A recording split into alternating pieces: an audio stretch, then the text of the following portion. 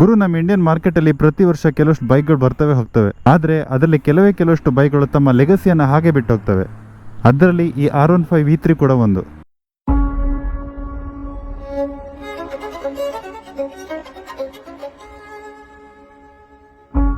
ಗುರು, ನೀವೆಲ್ಲ ಕ್ವಶನ್ ಮಾಡ್ಬೋದು, ರೀಸೆಂಟಾಗಿ R15 V4ನ ಬಿಟ್ಟಿದ್ದಾರೆ, ಬಟ್ ಯಾಕೆ R15 V3ನ ರಿವ್ಯೂ ಮಾಡ್ತಾ ಇದ್ದೀನಿ ಅಂತ. ಬಟ್ R15 V3ನ ರಿವ್ಯೂ ಮಾಡೋದಕ್ಕೆ ಒಂದು ರೀಸನ್ ಇದೆ.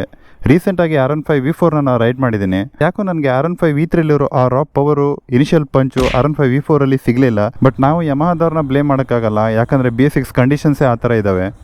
ಇದು 155cc ಇಂಜಿನು, ಆದರೆ ಇದು 200cc ಬೈಕ್ಗಳಿಗೆ ಟಕ್ಕರ್ ಕೊಡುತ್ತೆ. ಈ VVA ಬಗ್ಗೆ ಮಾತಾಡಬೇಕಂದ್ರೆ, ಈ VVA full form variable valve actuation. ಇದರಲ್ಲಿ ವೇರಿಯಬಲ್ ವ್ಯಾಲ್ವ್ ಡಿವೈಸ್ ಅಂತ ಬರುತ್ತೆ. ಇದಕ್ಕೆ ಯಮಹದವರ ಪೇಟೆಂಟ್ ಕೂಡ ಇದೆ.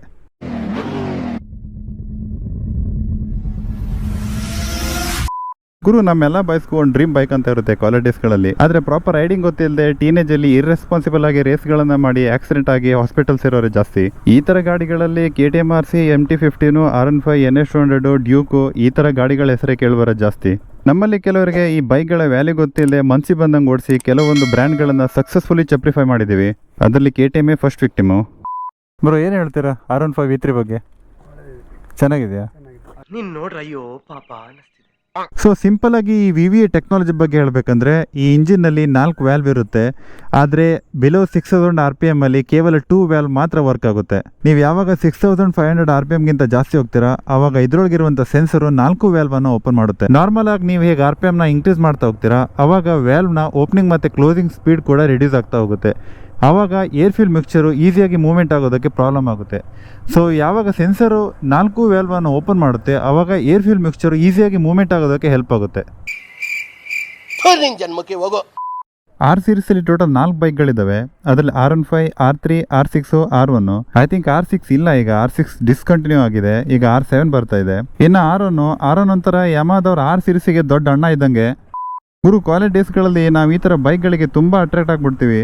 ಈ ಥರ ಬೈಕ್ಗಳಿಗೆ ಅಟ್ರಾಕ್ಟ್ ಆಗಿ ಈ ಬೈಕ್ನ ತೊಗೊಂಡು ಫುಲ್ ಅಟ್ಯಾಚ್ ಆಗಿಬಿಡ್ತೀವಿ. ಇದೊಂಥರ ಫಸ್ಟ್ ಲವ್ ಥರ ಆಗಿಬಿಡುತ್ತೆ. ಗುರು, ಲವ್ ಅಂತ ಬಂದಾಗ ಒಂದು ಮಾತು ಹೇಳಲೇಬೇಕು. ಮೊನ್ನೆ ರೈಡ್ಗೆ ಹೋದಾಗ ಒಬ್ಬರು ಬೈಕ್ ಮೇಲೆ ಹೀಗೆ ಬರೆದಿತ್ತು, ಬೈಕ್ ಹಿಂದೆ ಹೋದರೆ ಧೂಳು, ಹುಡುಗಿ ಹಿಂದೆ ಹೋದರೆ ಗೋಳು ಅಂತ. ಬೈಕ್ ಹಿಂದೆ ಹೋದರೆ ಧೂಳಾಗ್ಬೋದು, ಪೆಟ್ರೋಲ್ ಹಾಕಿ ಮೇಂಟೈನ್ ಮಾಡಿ ಪಾಕೆಟಿಂದ ದುಡ್ಡು ಖರ್ಚಾಗ್ಬೋದು. ಆದರೆ ಗುರು, ಈ ಬೈಕು ನಿಮ್ಮ ಹಾರ್ಟ್ನ ಯಾವತ್ತೂ ಬ್ರೇಕ್ ಮಾಡಲ್ಲ. ನಾನೇ ಆ ನೋವನ್ನ ವಿಷಕಂಠನಾಗೆ ನುಂಗ್ತಾ ಇದ್ದೇನೆ. ಟೆಕ್ನಿಕಲಿ ಹೇಳಬೇಕಂದ್ರೆ R15 V4 ಎಲೆಕ್ಟ್ರಾನಿಕಲಿ R15 V3ಗಿಂತ ಬೆಟರ್ ಇದೆ. ಬಟ್ ಆ ರಾ ಇನಿಷಿಯಲ್ ಪವರು ಮತ್ತು ಟಾಪ್ ಎಂಡು R15 V4 ಅಲ್ಲಿ ಮಿಸ್ ಆಗಿದೆ. ಬೈಬ್ರೆ ಅವರ ಬ್ರೇಕ್ ಸಿಸ್ಟಮ್ ಇದೆ, 2 ಕಡೆ ಡ್ಯುಯಲ್ ಚಾನಲ್ ABS ಸಿಗುತ್ತೆ.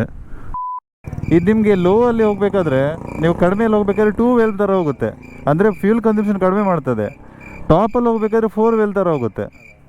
ಸೊ ನಿಮಗೆ ಪವರ್ ಒಳ್ಳೆ ಸಿಗುತ್ತೆ ಇದರಲ್ಲಿ. ನಿಮ್ಮ ಅಮ್ಮನ ಪಿಂಡ ಯಾವ ಬೋಳಿ ಮಗನಿಗೆ ಅರ್ಥವಾಗುತ್ತದೆ. ಗುರು, ನಿಜ ಹೇಳಬೇಕಂದ್ರೆ R15 V3 ಒಂದು ಲೆಜೆಂಡರಿ ಬೈಕು. ಇದು 150cc ಒಂದು ಮಿನಿ ಸೂಪರ್ ಬೈಕ್ ಫೀಲ್ನ ಕೊಡುತ್ತೆ. ಈ R15 ಎಲ್ಲ ಬಾಯ್ಸ್ಗಳ ಡ್ರೀಮ್ ಆಗಿರುತ್ತೆ ಕಾಲೇಜ್ ಡೇಸ್ಗಳಲ್ಲಿ. ಬಟ್ ಎಲ್ಲರೂ ಈ ಬೈಕ್ನ ಪರ್ಚೇಸ್ ಮಾಡೋಕ್ಕಾಗಲ್ಲ, ಯಾಕಂದರೆ ಇದು ಎಕ್ಸ್ ಶೋರೂಮ್ ನಿಯರ್ಲಿ 2 lakh ಆಗಿರುತ್ತೆ. BS3 ಬೈಕ್ಗಳಿಗೆ ಕಂಪೇರ್ ಮಾಡಿದ್ರೆ BS6 ಗಾಡಿಗಳು ಬಿಗ್ ಡಿಸಪಾಯಿಂಟ್ಮೆಂಟ್ ಅಂತಲೇ ಹೇಳ್ಬೋದು. ಯಾಕಂದರೆ ಇದೇ R15 ಎಕ್ಸಾಂಪಲೇ ತೊಗೊಂಡ್ರೆ R15 V3 ತುಂಬಾ ಪವರ್ಫುಲ್ ಆಗಿರೋ ಮಷೀನ್. ಬಟ್ R15 V4ನ ಪವರ್ ತುಂಬಾ ರೆಡ್ಯೂಸ್ ಮಾಡಿದ್ದಾರೆ. ಬೈಕ್ನ ಸ್ವಲ್ಪ ರೇಸ್ ಕೊಟ್ರು ಸಾಕು, ಹಾಗೆ ಹಾರುತ್ತಲ್ಲ ಗುರು. ಯಾವ ಲೆವೆಲ್ಗೆ ಅರ್ಥ ಅಂದ್ರೆ ಗಾಡಿ. ಗುರು, ಈ ಬೈಕಿನ ಸ್ಪೆಸಿಫಿಕೇಶನ್ ಎಲ್ರಿಗೂ ಆಲ್ರೆಡಿ ಗೊತ್ತಿರುತ್ತೆ. 100/80 ಸೆಕ್ಷನ್ ಫ್ರಂಟ್ ಟೈರ್ ಸಿಗುತ್ತೆ, 140/70 ಬ್ಯಾಕ್ ಟೈರ್ ಸಿಗುತ್ತೆ. ಗುರು, ಇದರಲ್ಲಿ 155cc ಲಿಕ್ವಿಡ್ ಕೂಲ್ಡ್ ಇಂಜಿನ್ ಸಿಗುತ್ತೆ. ಇದು 18.6 ಹಾರ್ಸ್ ಪವರ್ನ ಜನರೇಟ್ ಮಾಡುತ್ತೆ ಎಟ್ 10,000 RPM. ಇದರಲ್ಲಿ 14 Nm ಟಾರ್ಕ್ ಸಿಗುತ್ತೆ ಎಟ್ 8,000 RPM. ಇದರಲ್ಲಿ ನಿಮ್ಗೆ ಆಲ್ರೆಡಿ ಗೊತ್ತಿರೋಂಗೆ USB ಫೋರ್ಕ್ ಇದೆ, ಡಿಜಿಟಲ್ ಇನ್ಸ್ಟ್ರೂಮೆಂಟಲ್ ಕ್ಲಸ್ಟರ್ ಇದೆ, LED ಲೈಟ್ ಇದೆ, ಫುಲ್ಲಿ ಏರೋಡೈನಮಿಕ್ ಡಿಸೈನ್ ಇದೆ. ಡಿಯೋ ಅಲ್ವಾ? ಡಿಯೋ ಅಲ್ಲ, ಎಷ್ಟು ಕೊಡುತ್ತೆ ಮೈಲೇಜ್? ಎಷ್ಟು ಕೊಡುತ್ತೆ?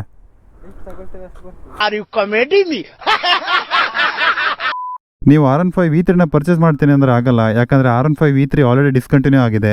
ಈಗ ಇದರಲ್ಲಿ R15 V4 ಬರ್ತಾ ಇದೆ. ನೀವು R15 V4ನ ಪರ್ಚೇಸ್ ಮಾಡ್ತೀರಾ ಅಂದ್ರೆ ಅರೌಂಡ್ 2,50,000 ಆಗುತ್ತೆ ಆನ್ ರೋಡ್ ಇದ್ರದ್ದು.